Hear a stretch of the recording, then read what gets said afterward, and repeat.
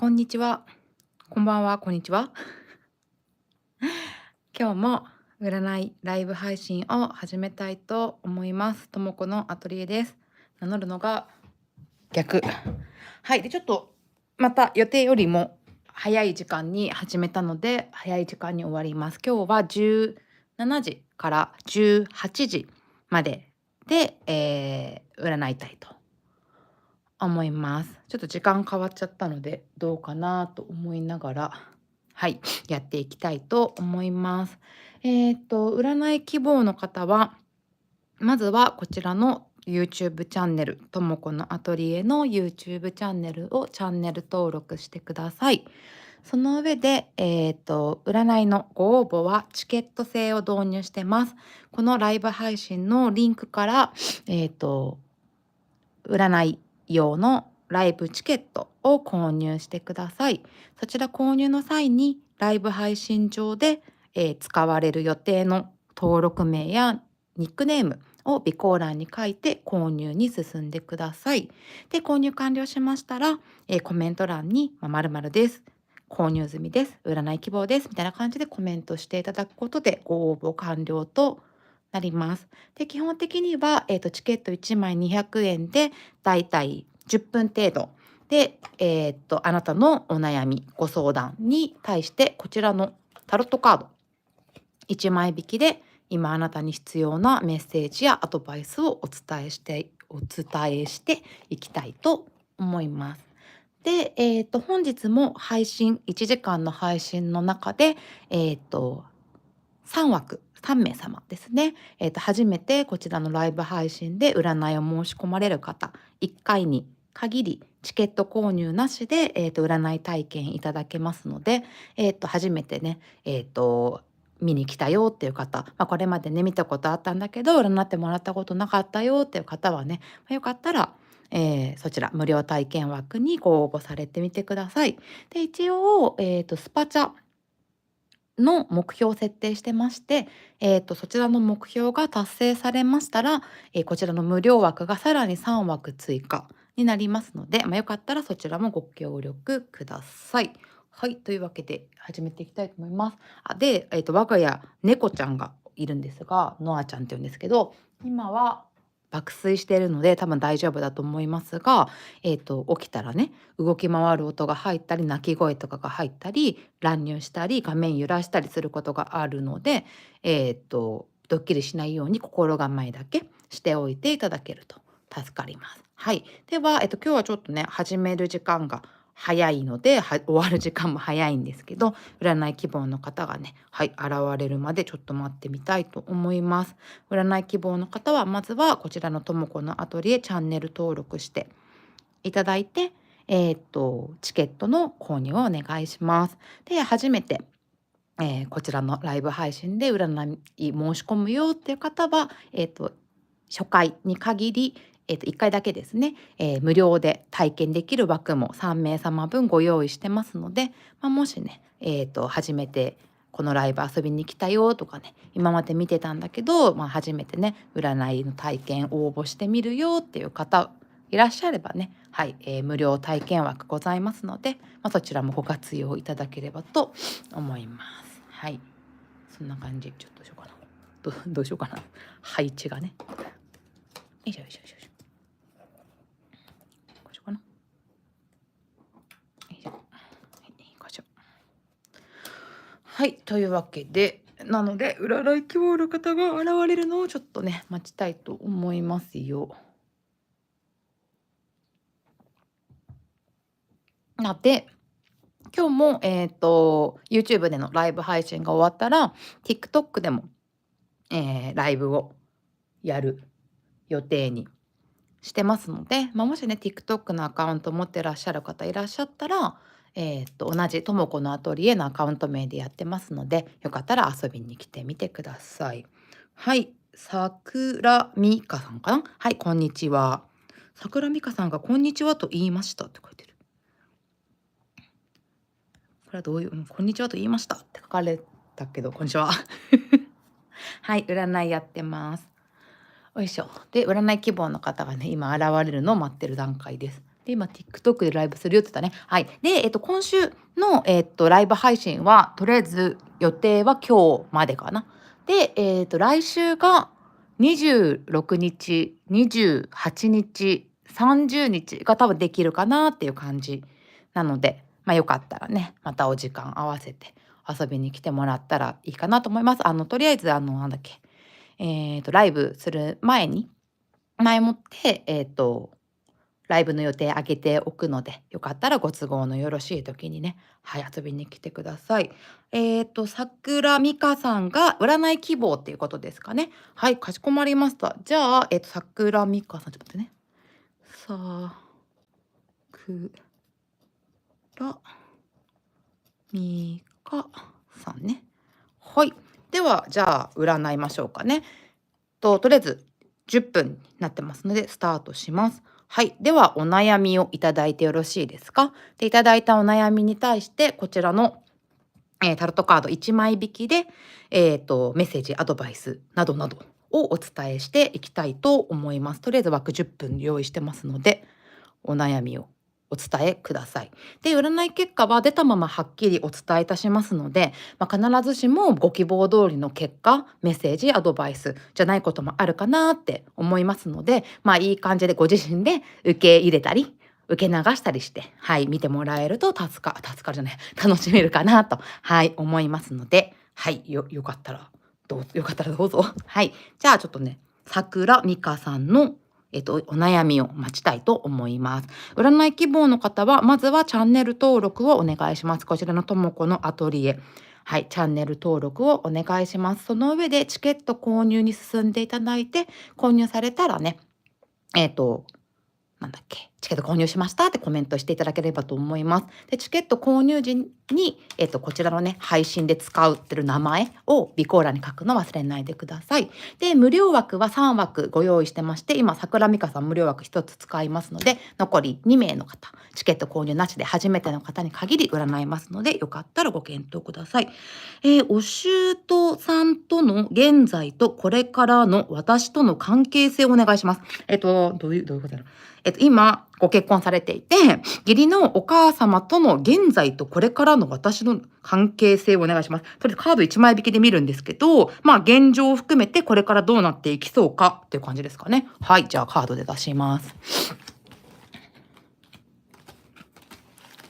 ちなみに、複数のカードを引いて、スプレッドで見たい場合は、セット販売のチケットを購入いただいて、で、そのチケットをマックスお使いいただくことで、その枚数分のね、スプレッドで展開もできます。はい。桜美香さんの義理のお母様との、関係性ですね。もうこれからどんな風になっていくのかってことですね。はい。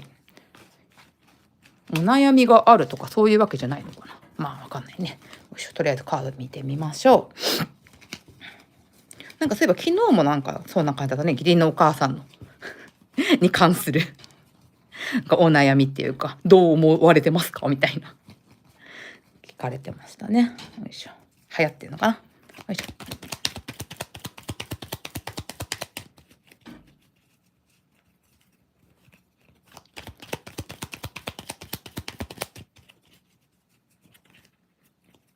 よいしょ。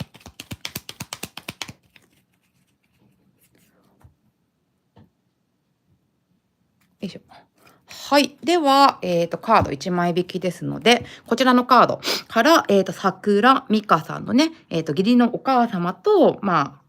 桜美香さんとのご関係性、今、どんな感じで、これからどんな風になっていきそうかっていうのをね、出していきたいと思います。では、カードの絵柄から確認してみましょう。こちらです。じゃんじゃん。はい。あら。あらとか言っちゃったけど。ですね、カードがソードの7っていうカードが正位置で、出てきてるんですけど、お二人の関係性が今現在どんな感じで、これからどういう風になっていくのかっていうところなんですけど、このね、ソードの7っていうカードはね、これ猫ちゃんですけど、猫ちゃんここにいっぱいテントがあってね、で、なんかいろんなところからこの剣をね、なんかこっそり盗んで持ってってるみたいな感じのカードなんですよね。だからちょっとあんまりいい関係性ではないのかなっていう感じがありますね。なんかお互いに信用できないなとか、もしかすると、義理のお母様が桜美香さんに対して何か奪われたみたいな気持ちがあったりとか、桜美香さんの方がなんか取られたとか、なんかそういう風に思ってるって感じがあるから、どういう関係性か現状とかね、直接私が見てるわけじゃないし、詳しいお二人の状況、例えば喧嘩してるとか何かトラブルがあったってことを伺ってるわけじゃないから、詳しくはわからないんですけど、例えば、義理のお母さんからすると息子、桜美香さんからすると旦那様を取り合ってるとかね、例えば。とか、例えばお孫さんとかがいるんだったら、桜美香さんからするとお子さん、で、義理のお母様からするとお孫さんの気持ちを取り合ってるとか、そういうこともあるかもしれないし、その金銭的なことかもしれないし、なんか奪われたとか取られたとか、なんか、騙されたとか、なんかそういう気持ちがちょっと、あるっぽいなって、思いますね。なんで、ちょっと状況としては、なんかあんまり信用できないなとか、信用できないような出来事が起きている。もしくは、桜美香さん的には、誠実に、お付き合いをしているつもりなんだけれども、何か疑われちゃったりだとか、なんか、なんだろうな、信じてもらえない、一方的にね、なんかそういう風に思われてるっていうケースもあるかもしれないし、実際本当に何か桜美香さん心当たりがあるってこともあるかもしれないし。で、もしくは桜美香さんに対してだけじゃなくて、お互いにそう思い合ってる、っていう可能性もあるから、ちょっとギクシャクしてたり、例えば会ってね、2人でコミュニケーションを取るようなことがあったとしても、なんか腹の探り合いっていうか、なんか本音ベースでコミュニケーションはあんまり取れてないんじゃないかなっていう感じがしますね。義理のお母様の方も、本音を言わないところがあるかもしれないし、桜美香さん自身も、本当の気持ちを言えない、っていうところはあるかも。何を思われてるんだろう、どう思われてるんだろうとかね、そういうところが、あるかなって思いますね。なので、これから、お二人のね、状況とか関係性を良くしていきたい、基本的にはそう思うと思うので、良くしていこうっていうふうに思うんであれば、そうだな、桜美香さん側、相手のことはコントロールすることができないので、桜美香さんご自身が気をつけることとしたら、基本的にはもし過去にね、何らかトラブルがあったり、言葉の行き違いとかね、なんかそういうことがあったっていうのがあるんであれば、そこの失敗、過去のトラブルからなんか学べるところは学んで、ちゃんと予習復習して、コミュニケーションを取るようにするとか、あとは何かお相手のためにしてあげるとか、相手のことを思って桜美香さんが動く行動をするっていうことがあった時に、なんか「やってあげましたよ」とか、なんかちょっとなんていうんだろうな、ちょっと恩着せがましい感じにならないように注意する。そんな本人がそんなつもりなくても、そういう風に受け取られかねない相手だから、ちょっと注意をする。ちょっと配慮してコミュニケーション取っていくっていうのが、大切かなって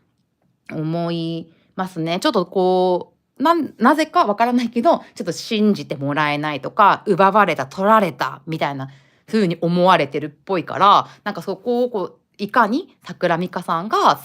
実にちゃんとお母様と向き合ってるんだよっていう姿勢を見せるのか、ちゃんとそういう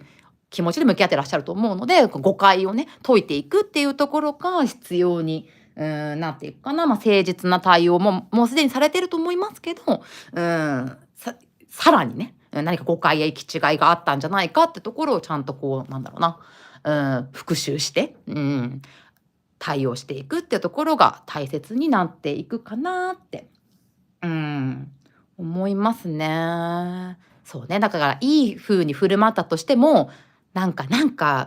裏があって私に対して優しくしてるんじゃないかなとかね、そういう風に思われちゃった誤解されたりすることがあるから、そういうことを解いていかないといけないし、本当に桜美香さんが何か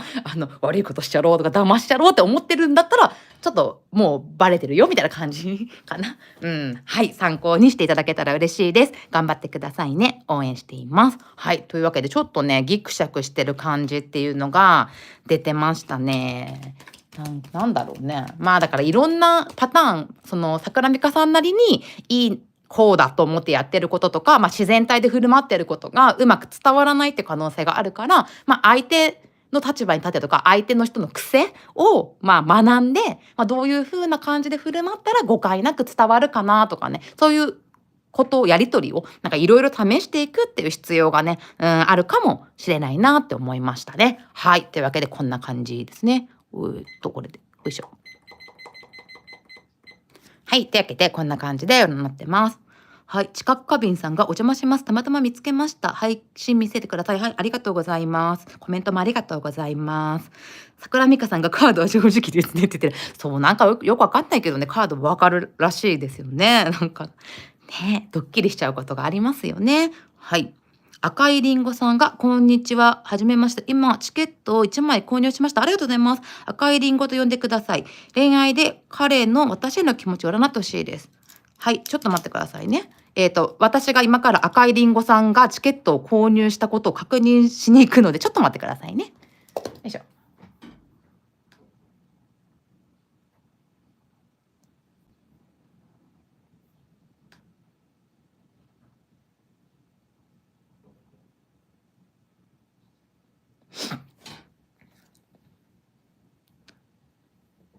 時間過敏さんがすごい当たるんやって言ってる。そうなんです。意外と、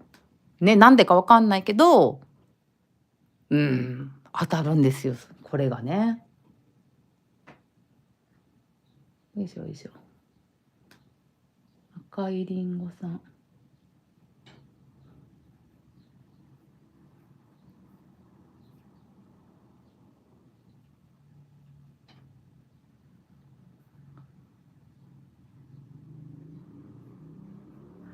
赤いりんごさん。赤いりんごさんありがとうございます。よかったよかった。わかりました。今確認が取れましたのでね。じゃあ赤いりんごさん占っていきたいと思いますよ。恋愛で彼の私への気持ちを占ってほしいですってことですね。はい。ではこちらのカード1枚引きで、赤いりんごさんの、お付き合い中のお相手の方かな。はい。彼のお気持ちっていうのをカード1枚引きで、はい、見ていきたいと思います。はい。で、カードはですね、出たままはっきり結果をお伝えしますので、必ずしもご希望通りの結果、内容、アドバイスにならないこともありますので、はい、いい感じに受け止めたり受け流したりしてもらったら楽しめるかなって思いますので、はい。ちょっとね、そのあたりはお心構えの上、はい、リーディング楽しんでもらえたらよかったですね。はい、そうですね、備考欄に書くのお願いしてたんですけど、赤いりんごさんが、自ら教えてくれたので、今確認取れました。ありがとうございますよ。はい、赤いりんごさんの、はい、好きな彼、お付き合い中のお相手の方かなが、赤いりんごさんのことをどういうふうに思っているのか、お相手の方のお気持ち、こちらのカードからもらっていきます。じょーんじょん。素敵なカードが出ましたよ。カップの10が、しかも正位置で出てきております。はい、おめでとうございます。これですね、ちょっと絵柄見えるかな。これわかるかな。これ猫ちゃんで描かれてるんですけど、これは夫婦みたいな。でもお子さんもいて、めっちゃ幸せみたいな感じのカードですね。これハッピーエンドを表すカードになります。なので、赤いりんごさんのお相手の方は赤いりんごさんと一緒にいて幸せだなーって、プロポーズ手前みたいなことを言われたんです。本心なのかなと思って、本心です。本心です。これ、一緒にこれから人生この先歩んでいきたいなとか、これ本当家族なんでね、家庭を持ちたいなとかね、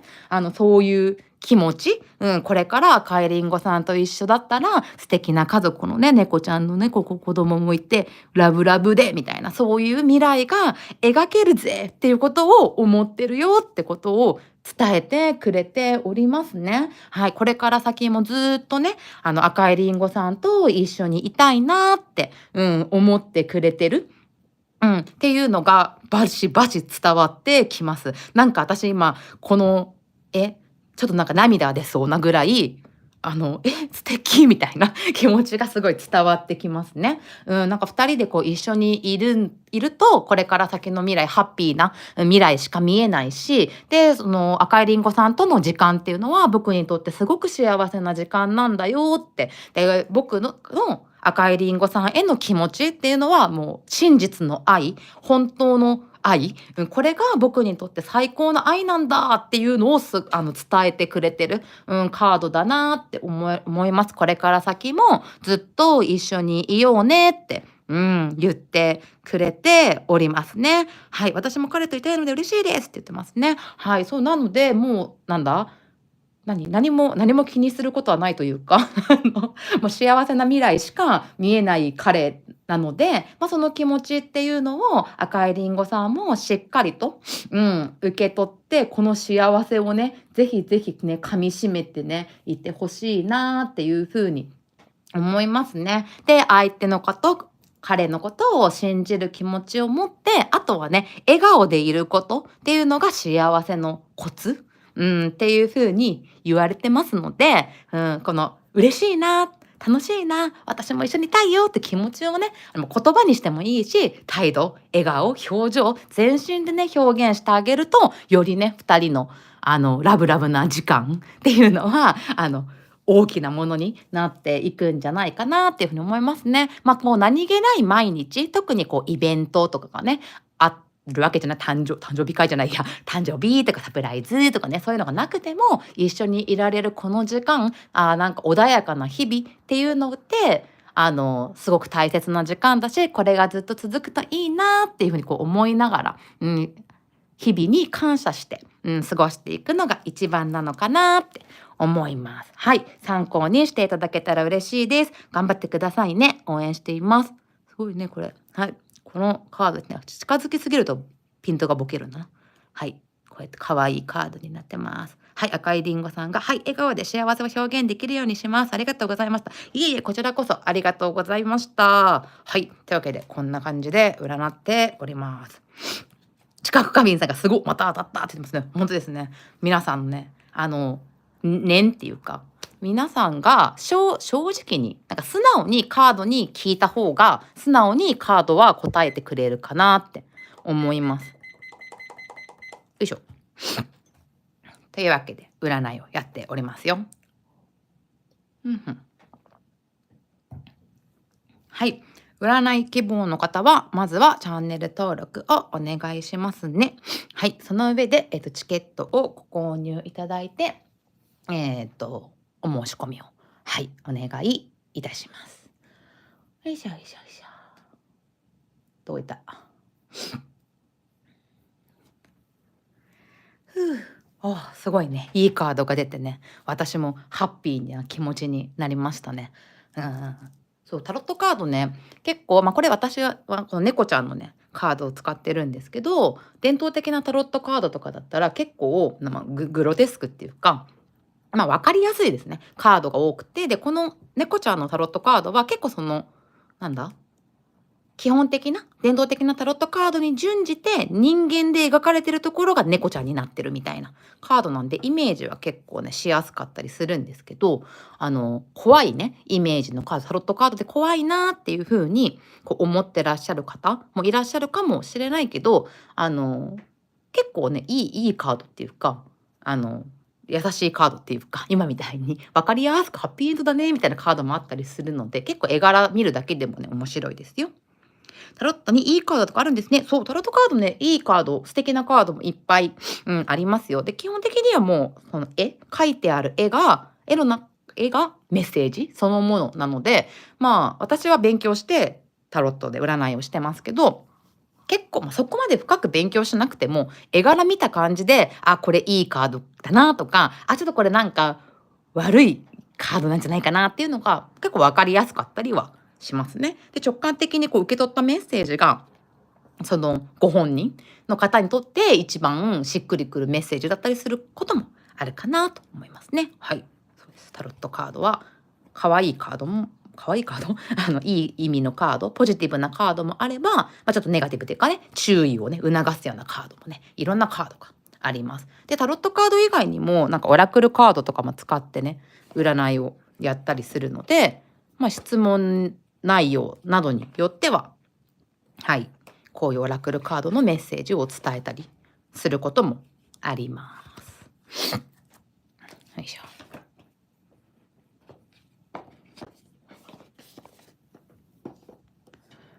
はい。というわけで、今日は、17時から18時までをライブ配信のお時間とさせていただいております。占い希望の方は、まずはこちらのともこのアトリエの、YouTube チャンネル登録をお願いいたします。で、その上で、チケット制を導入してますので、占いご希望の方はチケットのご購入をお願いいたします。リンクをね、ライブのところに貼ってます。で、チケット購入の際に備考欄で、こちらのライブ配信中にお名乗り予定のニックネームとか、登録名とかを備考欄に書いてもらって購入手続きを進められてください。で、その上で、購入完了しました、〇〇です、みたいな感じで、はい、コメントしていただければね、ご注文、チケット購入の確認が取れましたら、はい、占っていきたいと思います。で、基本的には一口、200円で販売してまして、タロットカード1枚引きで、お時間は10分程度、10分以内で、あなたに必要なメッセージ、アドバイス、質問のお答えなどをタロットカードからお伝えしていくっていう感じでやっております。はい。で、なんだっけ。1回の配信あたり無料配信枠も、配信枠じゃない、無料体験枠もご準備いたしております。あと残り2枠ですね。初めてこちらのライブに遊びに来たよとか、今まで見てたけど、占いしてもらったことないよっていう方はですね、チケット購入なしで、占い体験できる枠、あと2枠用意してますので、ご希望の方は、初めてです。はじめまして、みたいな、占い希望です、みたいな感じで、はい、コメントしていただけたら、占いをさせていただきたいと思います。で、一応、スパチャの目標、もう終わるんだけど、スパチャの目標を立ててまして、こちら達成されると無料枠が、プラス3枠、はい、増えますので、よかったらご協力ください。もうすぐ目標の時間が終わるんですけどね。はい。こんな感じでやってます。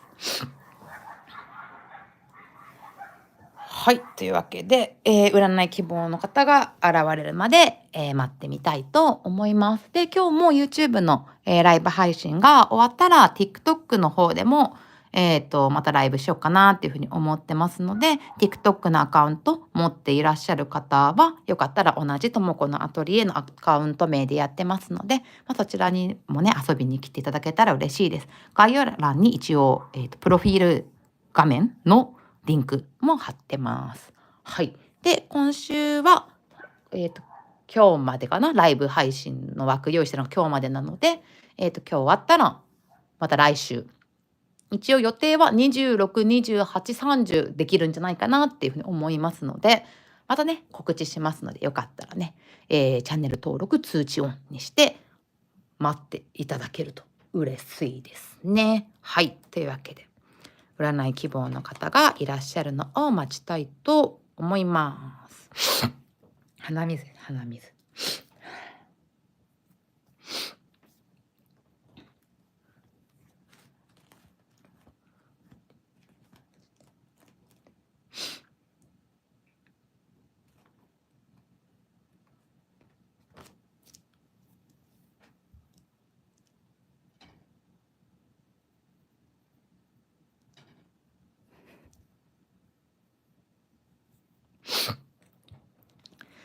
さあ、今日は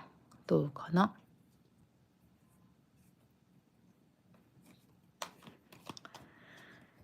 そうね、ちょっと占い希望の方が現れるまでは、雑談というか、なんかお話ができたらいいかなって思うんですけど、なんかあるかななんかあるかな。昨日だっけ？昨日、一昨日ぐらい、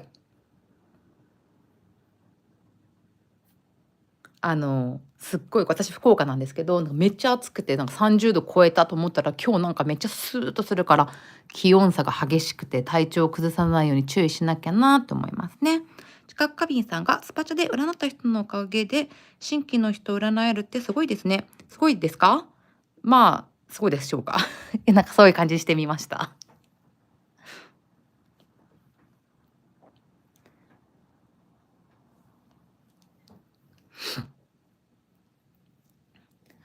そうね、もう梅雨入り、鹿児島南九州は梅雨入り何日か前ぐらいにしてて、福岡は梅雨入りはいつなんでしょうかね。でもなんか昨日、今日とあんまり天気良くないですね。あら、なんか外で猫が鳴いてて、うちの猫がそれに反応してる。珍しい。もしかしたらちょっと猫ちゃん起きちゃったんで、なんか音とか鳴き声とか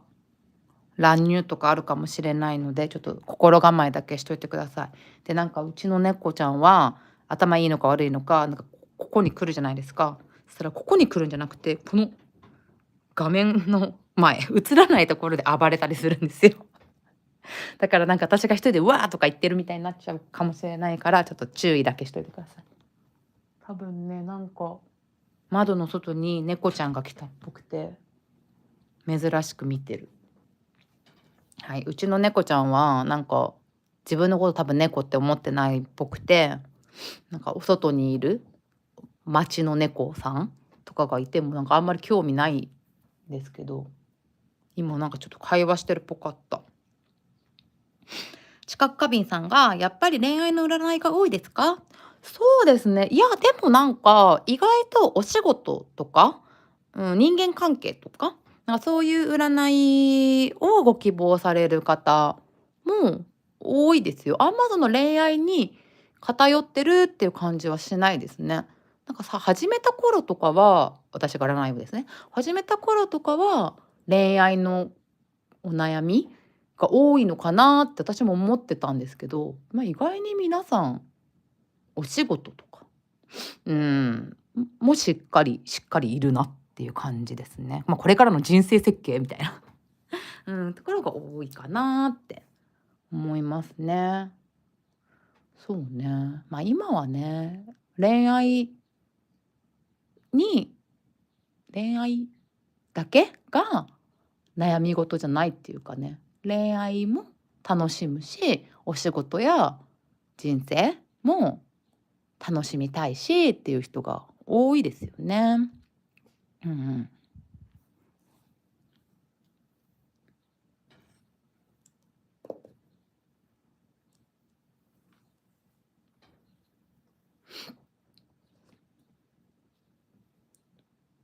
そう。というわけで、占い希望の方がいたら占いますし、いなかったら、知覚過敏さんみたいに話しかけてもらったら話します。あの、話しかけてもらえると嬉しいです。そう、なんか一人でベラベラ話せる話せる方の人間だと思いますけど、一人でベラベラ喋ってると何話してるかよく分かんなくなっちゃったりするんで、ちょっと何日か前の配信とかなんか普通に野球の話とかしてましたからね。一人でベラベラと。そうですね。くしゃみが出そうなんで、ちょっとくしゃみ出たらごめんなさい。我慢してますけど。さあ、というわけで、17時からライブ配信始めてまして、今日は18時まで、6時まで、はい、ライブをやろうと思います。占い希望の方は、まずはこちらのともこのアトリエの YouTube チャンネルをチャンネル登録していただいて、占いはチケット制を導入してますので、ライブのリンクからチケット購入お願いします。その際にライブ配信の時にお名乗り予定の、はい、ご登録されているニックネームとか、はい、登録名を備考欄に書いて購入手続き進めてください。で、購入完了後、さっき購入しました〇〇です。占ってください。この〇〇は登録してる名前ね。はい。備考欄に書いた名前。はい。です。占ってください。みたいな感じでコメントしていただけたらご応募完了と、はい、なります。だいたい、チケット1枚あたり、10分程度で、こちらのタロットカード1枚引きで今あなたに必要なメッセージ、アドバイスをお伝えするっていう感じでやってます。で、複数枚のチケットセットも用意してまして、3枚セット、3枚セット、7枚セット、10枚セットあります。で、1枚引き3回分。3枚分、7回分、10回分でも使えますし、1つのお悩みに対してカードを3枚引くスプレッド、7枚引くスプレッド、10枚引くスプレッドとして1回で使うこともできますので、よかったら、はい、そちらもご検討ください。で、1回の配信につき、3名様まで、初めての方に限り、チケット購入なしで、カード1枚引きでの占い体験していただけます。で、今日はあと残り2枠ありますので、よかったら、初めての方ね、初めてここに遊びに来たよっていう方とか、今まで見てたけど占い申し込むのは初めてだよっていう方ね、はい、よかったら無料枠あと2枠ありますので、ご応募してみてください。近神さんが占ってほしい方がなかなか思いつかないチャンスだというのにありがとうございます。いや、そうですね。別に、占ってほしいことが思いつかなかったら別に占う必要はないよってことですよ。うんうん。なので、別に悩みがないのに悩みを作る必要もないし、でも、タロットカードだったら結構、いろんなね、いいこと悪いこととか何でもある、何でもってか、今の私に必要なメッセージをとかでも全然いいし、でもなんかせっかくね、なんか占うんだったらね、なんか適当にっていうか、カードから、おみくじみたいに引くよりかは、具体的になんかあった方がね、楽しめますよね。確かにね。占いね、占い楽しいですけどね。悩みがね、ないのはいいことだから、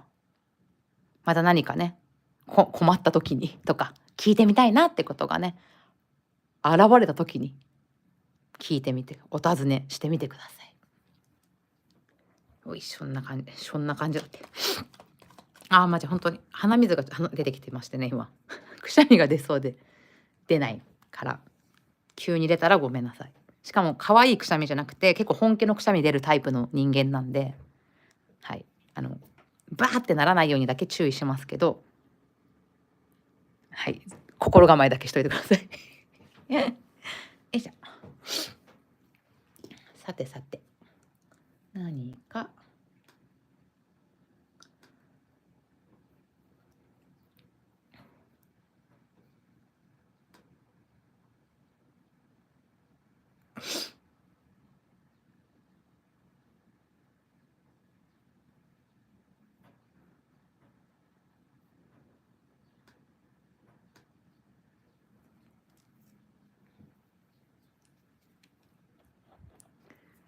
さてと、あとは、ちょっと占い希望の方が現れるまでは、またなんか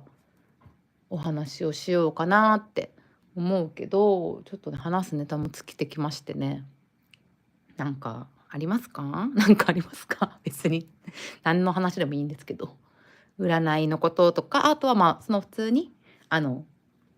チケットの購入の仕方が分かりませんとかでも全然いいですし、えっと、ま占いに関する素朴な疑問とかでも、私が答えられることであれば、はい、お答えしようかなと思います。で、占い規模の人が現れたら、ちょっとね、雑談は中断して、占い優先にはなるんですけど、もし何かね、あれば、私もちょっと話すネタを考えようと思いながら、そうですね、ずっと暑くなったり、寒くなったりして、くしゃみが出そうっていうぐらいですね、今私の言えることは。ああ、そうだな。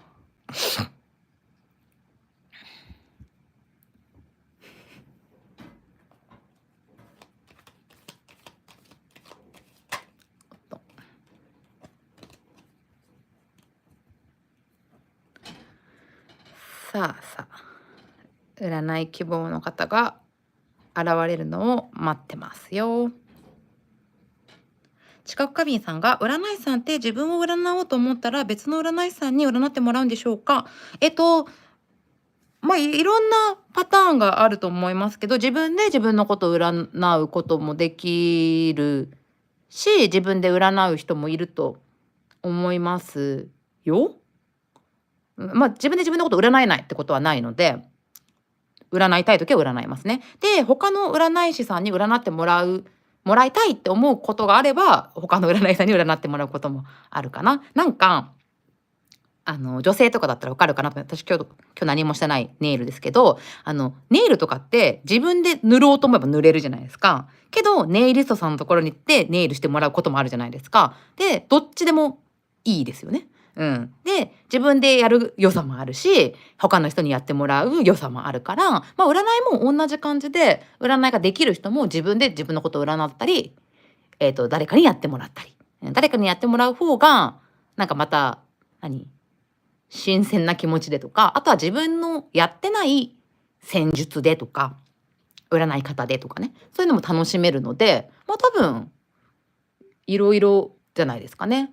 自分でできるから自分のことも自分でしっかり占うぞって人もいるだろうし、私は自分のことを占うって言っても、今年1年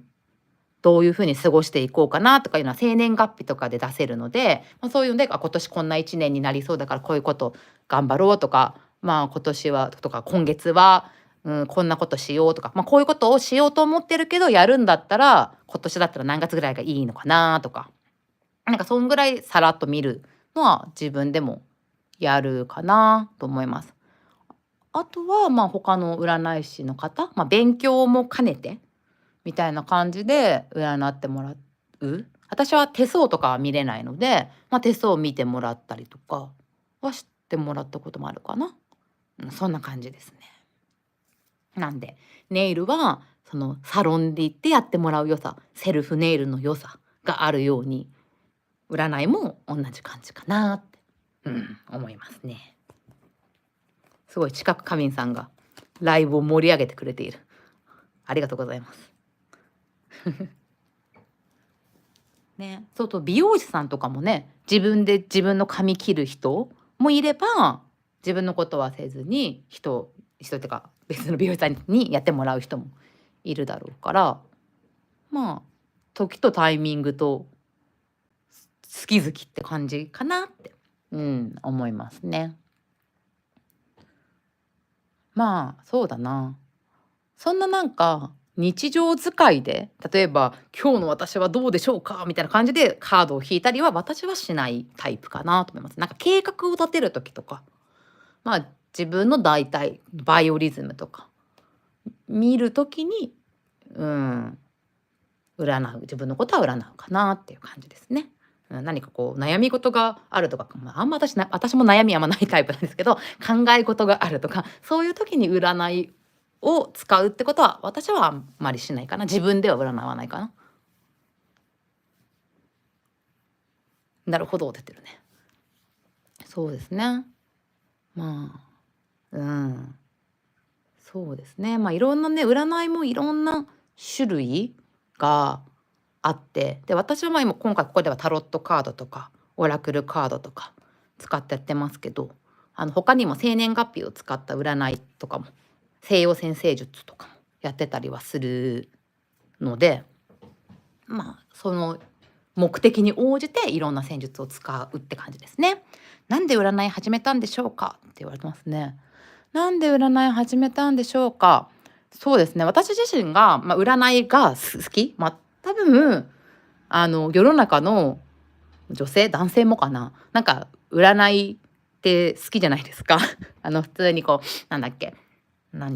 テレビとかニュースっていうか朝の番組、情報番組とかで、今日の占いカウントダウンみたいなのあったりとか、雑誌の後ろとかに占いとかついてたりとか、昔私が子供の頃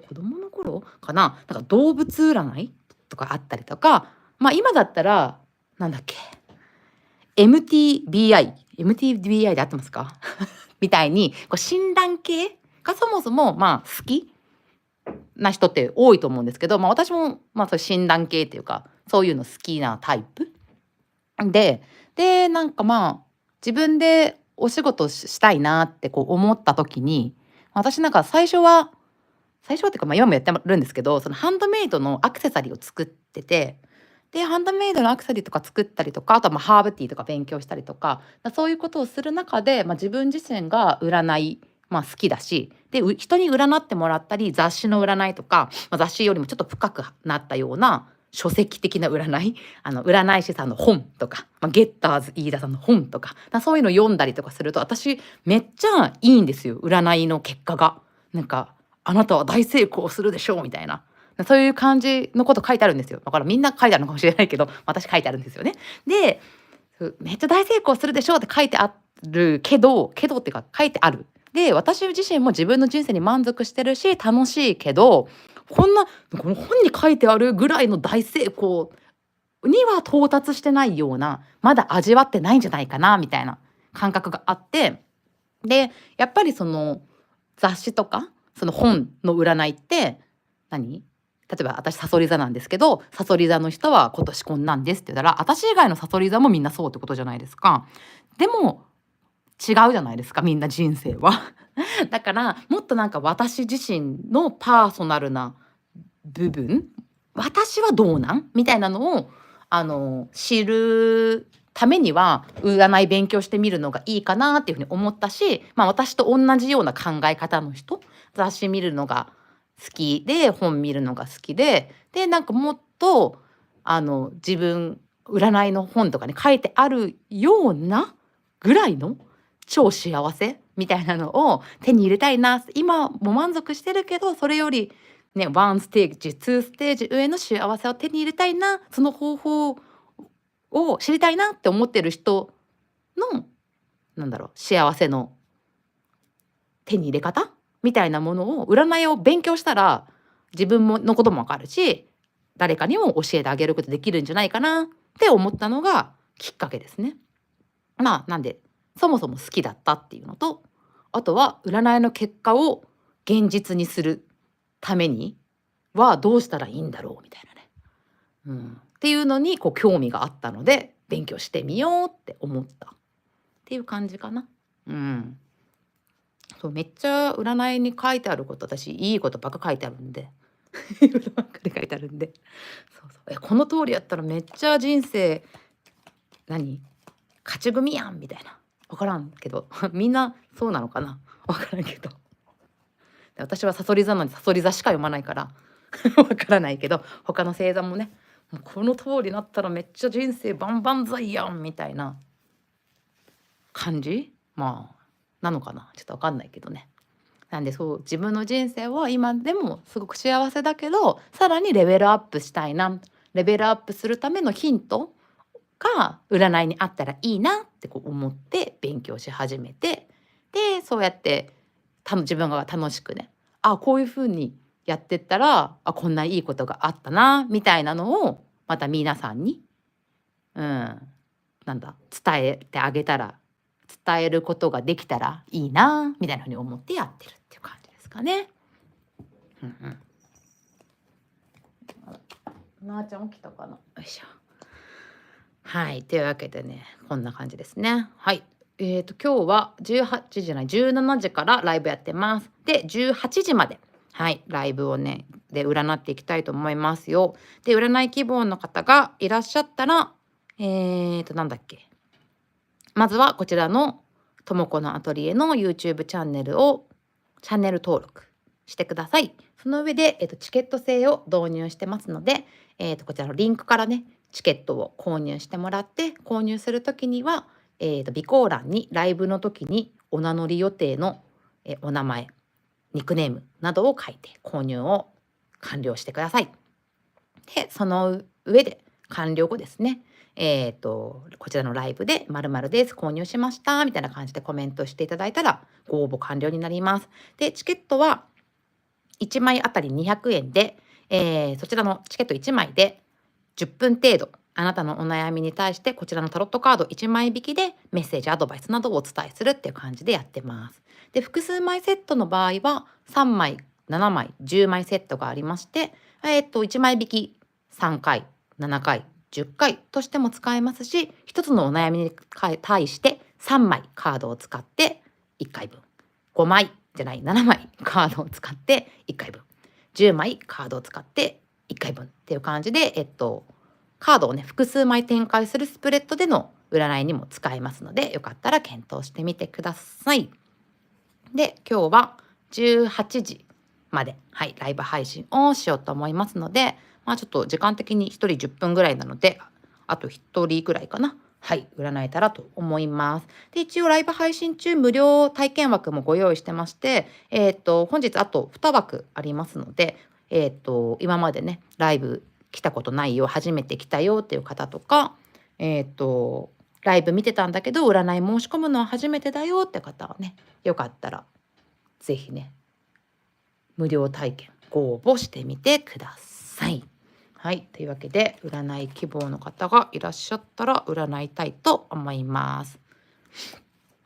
いなかったらまた一人で喋りますけど、それでなんで占い始めたんですかってご質問ありましたけど、だから私はあれですね、別にこう霊能力とか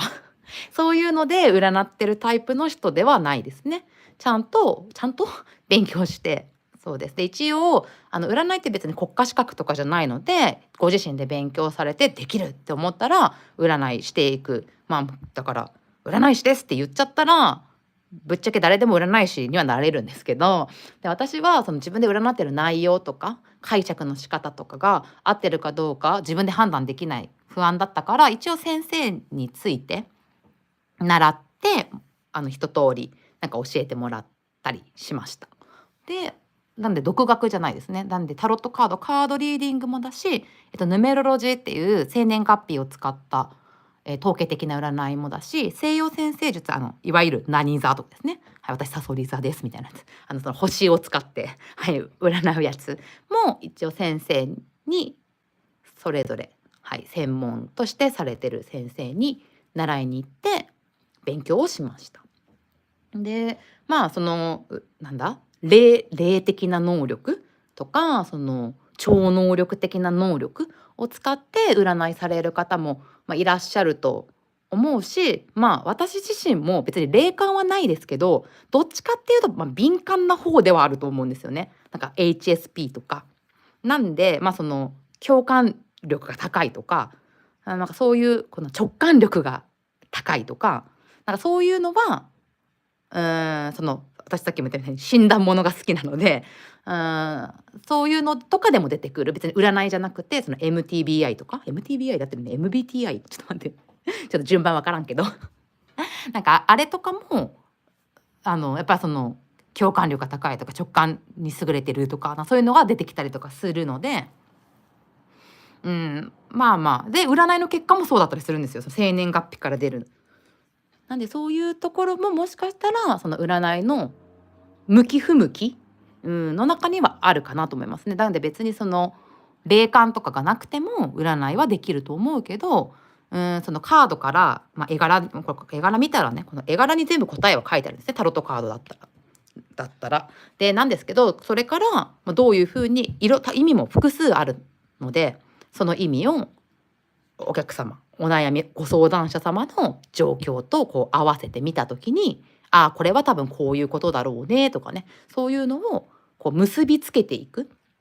っていうところの思考回路っていうかね、そういう部分には向き不向きがもしかしたらあるかもしれないですね。直感力とかね。で、なんで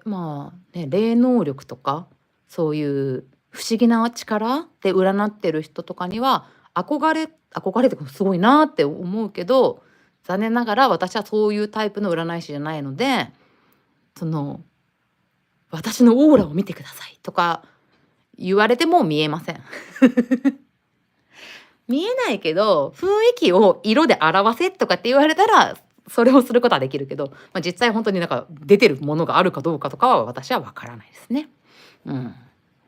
だからそれこそその自分で占ってもらうことありますかって、他の占い師さんに占ってもらうことありますかっていう質問とかだったら、私オーラは見えないので、その見えるみたいな人に占ってもらうことはありますね。けどぶっちゃけこれちょっと、営業妨害は別に誰かを直接言ってるわけじゃないから大丈夫だと思いますけど、ぶっちゃけオーラ何色ですねとか言われても私見えないから、私は私のオーラ見えないから正解はわからんなとは思いますね。四角花瓶さんがタロット何枚あるかわからんですけど全部覚えないといけないってことですか？タロットカードこれはフルデッキで72枚あります。覚えないといけないっていうか、さっきも言ったみたいにこうやって一応絵が描いてあって紙芝居みたいなもんなんで、絵見てこんな感じをね丸暗記するわけではないかな。これは世界っていうカードですけど、これほら丸でこれで空にいてみたいな。でこれなんか猫ちゃんで表されてるからあれなんですけど、伝統的なタロットカードだったらなんだっけあれエレメントか違う野獣じゃないやこのなんだっけ四大元素を表す動物みたいなの書いてあるんです。これ猫ちゃんですけどね。そういうのが書いてあるので、その四大元素火水風土みたいなのを表してて、それって世界全部整ってるってことじゃないですか。全部があるってことなので、あなたの今のもしこれが世界が出てきたら、あなたの今の状態は完璧ってことですね。火も水も土も風も全部持ってるってことですねみたいな。なんで書いてあるんでカンペみたいなもんですねこれはタロットカードとか言いつつ意味を丸暗記してるっていうよりかは、そうですね、書いてあるからここにっていう感じですね。なんで丸暗記はしなくてもいいけど、やってるうちに覚えるしねっていう感じかなと思います。なんで受験の時みたいにこれなんとかみたいなことはしたことないです別にね。なんでやっぱそこももしかしたらスッとこの絵柄見てこういう意味だねっていうのがスッて入ってくる人もいれば、なかなか覚えられないとかいう人もいるから、そういうのでもしかしたら占いの向き不向きがあるかもしれないなって思いますね。あとはその統計的な占いとかだったら、四柱推命とか三名学とか多分それは東洋系の占いだと思いますけど、あれは普通に手帳とかめくってこの生まれの人はこうやってだからこうでみたいなのって辞書みたいなの引きますよね。私はちょっとそれを勉強しないんで分かんないんですけど、だからぶっちゃけ何か書いてあるものを見てそれをそのお客様ご相談者様の状況に合わせてカスタマイズしたメッセージを伝えるっていうのが占い師の仕事かなと思いますね。だから意味見るだけだったら多分どなたでもできるっていうか、タロットカードもこのカード意味みたいな感じで調べればインターネットでもいくらでも出てくるので、多分なんで自分でカードを例えば買ってみて、じゃあ今日の私へのアドバイスくださいパンってこうやって引いて、このカードはペンタクルスの10だねって言ってネットでペンタクルスの10どんな意味かなって見てふむふむって思うっていうのでも全然できる。だからいつでも誰でも占い師ではなれるんですけど、ただそれをね、じゃあこれ今の私にとってはどういうふうに解釈したらいいんだろうみたいなところをやってるのが占い師かな。ちょっと分かりやすくするみたいな。なんでもし、これインターネット上の配信の占いなのでご相談される方もめっちゃ事細かに事情とか話せないと思うんですけど、私は個人カウンセリングもやってるし、私以外の占い師の方に占ってもらいたいと思って占いに行かれる方申し込まれる方いると思うんですけど、そういう時はなるべく自分の事情を正確に細かく話した方がちゃんとカスタマイズした内容で、アドバイスとかをもらえるかなって思います。そのさっきも言ったみたいなその霊能力とかを使って何も言わなくてもあなたを見ただけで全て見えますみたいな人とかは説明はいらないかもしれないけど、そうじゃない普通の占い師の方、スピリチュアルというか霊的な能力を使わずに何か見えますとかじゃなくって普通に占ってる方だったら今私はこうでああでみたいなっていうのをちゃんと説明した方が、その状況においてこのカードが出た時の意味、解釈っていうのをしっかり伝えてもらえるかなって思いますね。はい、インスピレーションだとしたら、先ほどの相談者さんに対して占い結果がカード出るで不思議。そうなんですよ。だからそれがタロットカードが生き残ってるゆえんかなって思いますよ。だからもしそれで偶然に出たことって運命、偶然イコール運命だよねっていう考え方が、タロットカードなんですよね。だからそうなんですよ。占い師がすごいっていうよりカードがすごいんですよね。はい。あ、エミさんが先ほどチケット1枚購入しました。よろしくお願いします。はい。では確認いたしますのでお待ちください。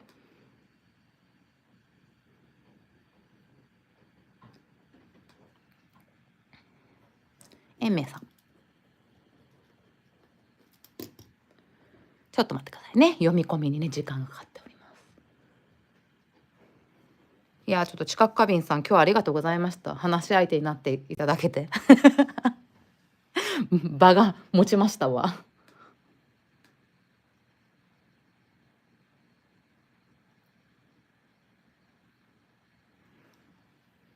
ちょっと待ってくださいね。今くるくるしてますからね。エメさん待ってくださいね。よ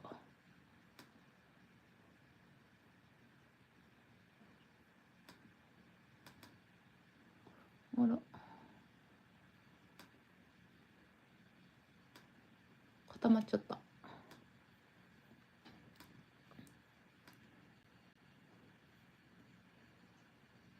ちょっと待ってくださいね。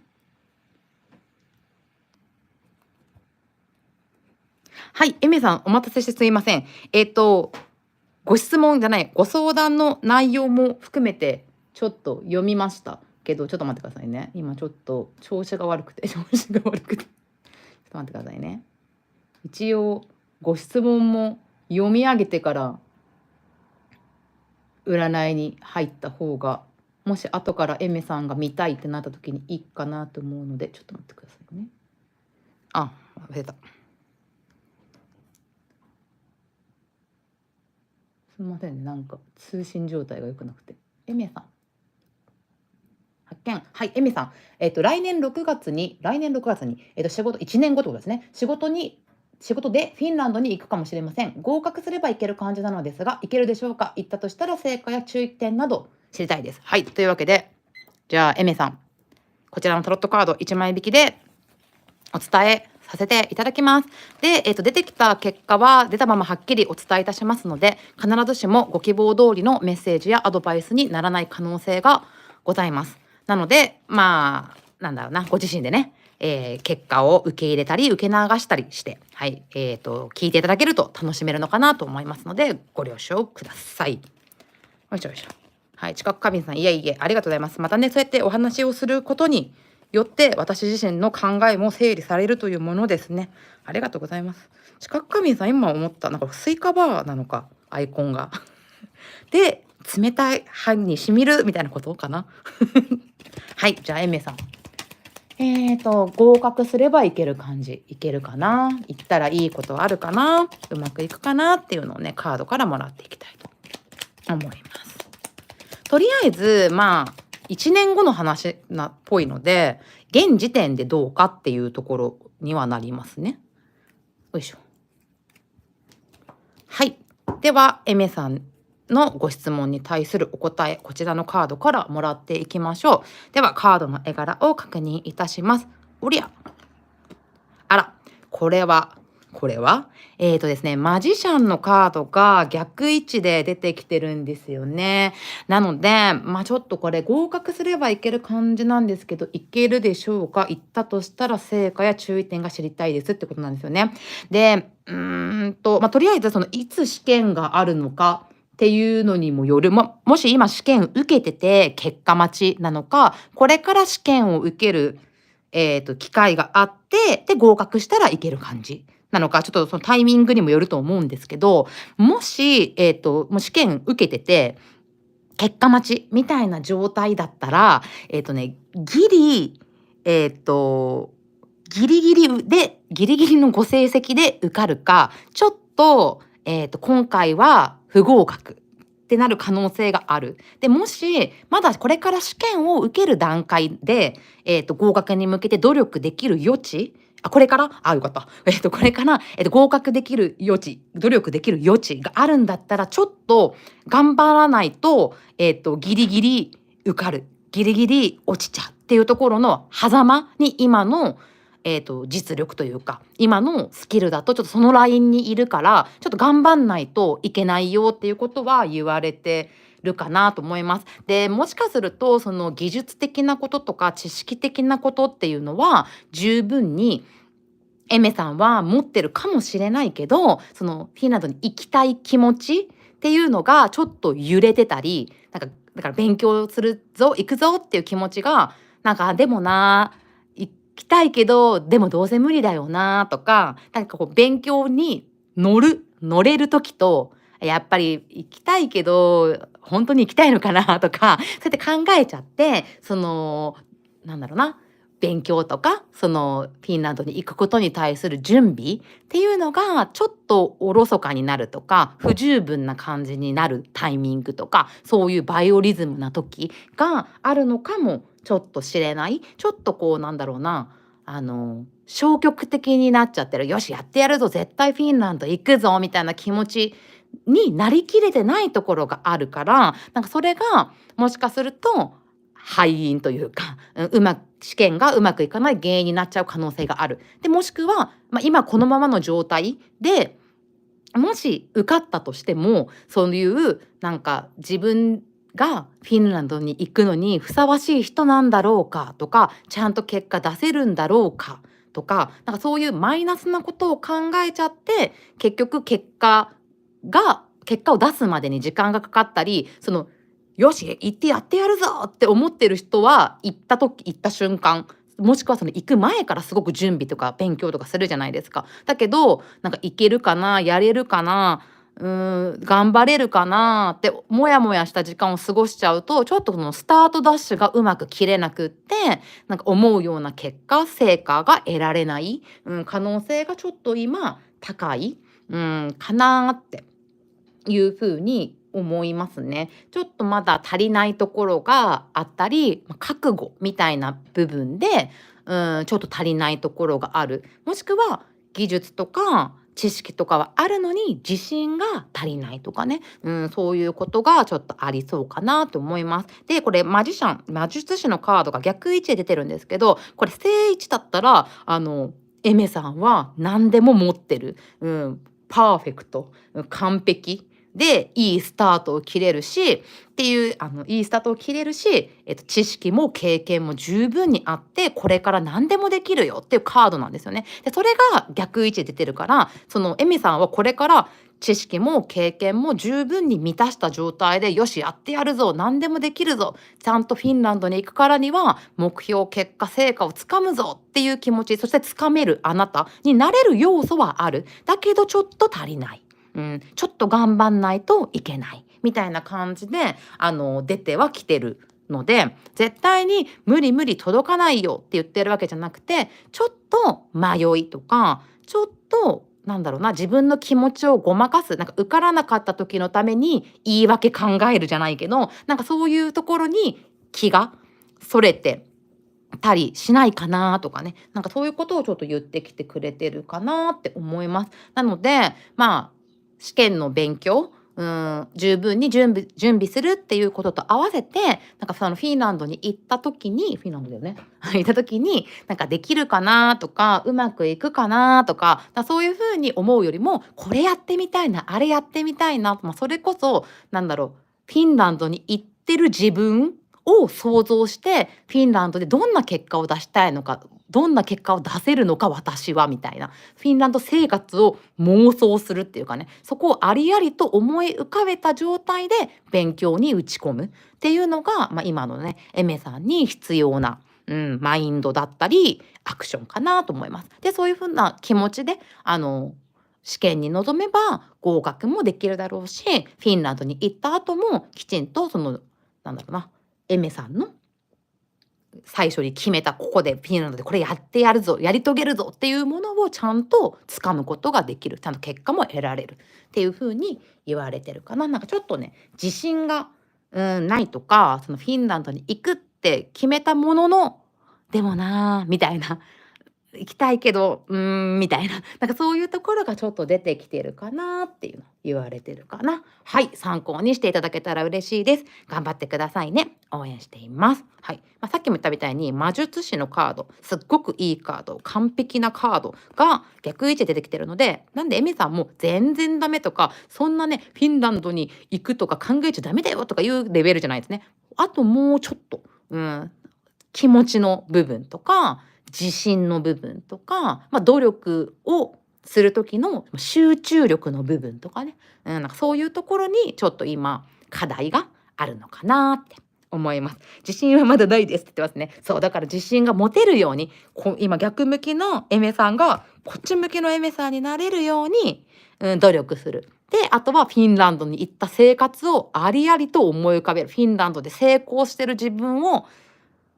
超思い浮かべる。なんだその超思い浮かべるってなんだ。すごくね、イメージする。とか、紙に書いてみてもいいし、それこそ勉強の息抜きで、そのフィンランドの街並みを見て、私がここの街を歩いている姿とか、ここでこんな仕事してる姿とかいうのを写真とかビジュアルで見て、それを息抜き、モチベーションにするっていうのもいいかもしれないですね。はい、というわけでこんな感じですね。よいしょ。というわけで、こんな感じでライブをやっていきました。で、今日は、17時から始めて、ちょうど18時6分となりましたので、今日の占いはここまでとさせていただきたいと思います。今日は、たくさんの方にご応募いただけ、そしてちょっとね、占い希望の方待っている間はね、知覚過敏さんがいっぱい話しかけてくれて、私のね、フリートークもいい感じで語れたんじゃないでしょうか。ということで、またね、はい、ライブ配信5月はライブ強化月間なので頑張ってやっていきますよ。はい、エメさん、こちらこそありがとうございます。でじゃない。で、今週はちょっとライブここまでで、来週は一応予定26、28、30できるかなっていう感じなので、一応予告はね、YouTube の方でも出しますので、よかったらまたね、お時間合わせて遊びに来てもらえたら嬉しいです。ではでは、今日も楽しいお時間ありがとうございました。じゃあまた次回のライブで会いましょう。バイビー。